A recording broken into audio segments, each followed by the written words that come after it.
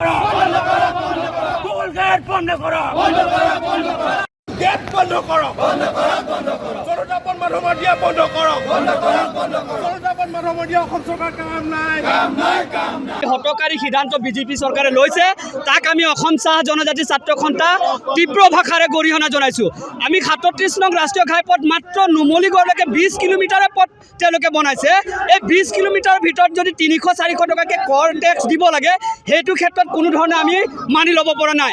আজিৰ তাৰিখলৈকে আমি 10-20 বাৰ মানে আমি আন্দোলন কৰিলোঁ, চৰকাৰক অৱগত কৰিলোঁ যে ৰাষ্ট্ৰীয় ঘাইপথৰ যিখিনি দ গাঁত আছে, এই দ গাঁতসমূহ তেওঁলোকে সম্পূৰ্ণ কৰক, পুতি পেলোৱাৰ ব্যৱস্থা কৰক, এক্সিডেণ্ট ৰোধ হোৱাৰ ব্যৱস্থা কৰক। কিন্তু তেওঁলোকে তেনেধৰণে কোনো ব্যৱস্থা গ্ৰহণ নকৰিলে। এই মাঘ বিহুৰ পূৰ্বে তেওঁলোকে হতকাৰী যি সিদ্ধান্ত লৈছে, এই সিদ্ধান্তক আমি গৰিহণা দিছোঁ। আৰু লগতে তেওঁলোকে যদি অতি শীঘ্ৰে এই টোল গেটখন বন্ধ নকৰে, তেন্তে আমি ইয়াতকৈ জংগী আন্দোলন গঢ়ি তুলিব বাধ্য হ'ম বুলি আপোনালোকৰ চেনেলৰ যোগেদি আমি অৱগত কৰিছোঁ। নিশ্চিতভাৱে আমি টোল গেট বন্ধ হোৱাটো বিচাৰোঁ। আমি টোল গেট আমাক নালাগে।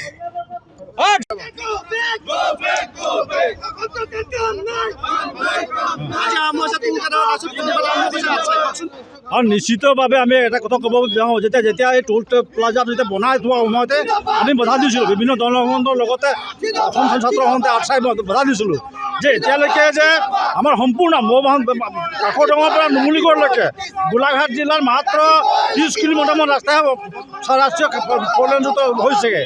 তাৰপৰা গোলাঘাট সম্পূৰ্ণ বাকীয়ে আছে। গোলাঘাট ফ'ৰলেন ৰাষ্ট্ৰীয় ঘাইপথ সম্পূৰ্ণ বাকী আছে।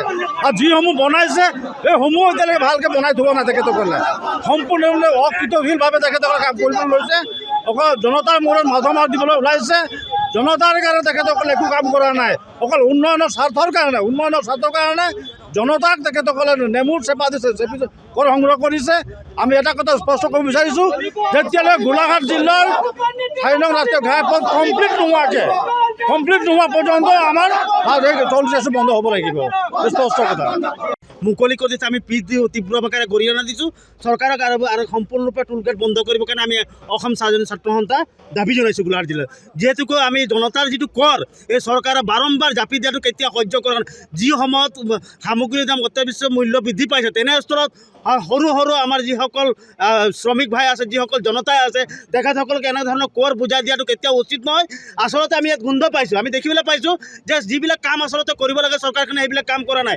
আজি কলিয়াৰবাৰ পৰা তিনিচুকীয়ালৈকে যিটো যাতায়াতৰ যিটো দুৰৱস্থা, যিটো মানে ৰ'ডৰ যিটো দুৰৱস্থা, যাৰ ফলত বিভিন্ন সময়ত উঠি অহা নতুন প্ৰজন্মৰ লগতে জনতা বিভিন্ন সময়ত দুৰ্ঘটনাত পতিত মৃত্যু সাৱটি হোৱা। প্ৰথমতে সেই ৰাস্তাবিলাক ঠিক কৰিবৰ কাৰণে আমি অসম ছাত্ৰ সন্থা দাবী জনাইছোঁ। আৰু এই টোল গেট সম্পূৰ্ণৰূপে জিলাখনত দুটা টোল গেট স্থাপন হোৱা দেখিব পাইছোঁ। এটা ৰঙাজানত হৈছে আৰু এটা আজি ৰঙামাটি তেখেতসকলে মুকলি কৰিছে। গতিকে আমি সম্পূৰ্ণৰূপে বিৰোধিতা কৰিছোঁ। আৰু চৰকাৰখনে আমাৰ আচলতে বুজি পাইছোঁ আগন্তুক নিৰ্বাচন আহি আছে, এই নিৰ্বাচনত আচলতে তেখেতসকলক পইচা লাগে, যাৰ কাৰণে এইবিলাক অবৈধভাৱে টোল গেটবিলাক আচলতে মুকলি কৰি দিছে। গতিকে আজি অসম ছাত্ৰ সন্থা গোলাঘাট জিলা সমিতিয়ে আমি তীব্ৰ ভাষাৰে গৰিহণা দিছোঁ আৰু সম্পূৰ্ণভাৱে টোল গেট বন্ধ কৰিবৰ কাৰণে আহ্বান জনাইছোঁ চৰকাৰখনৰ জিলা আয়ুক্তৰ যোগেদি।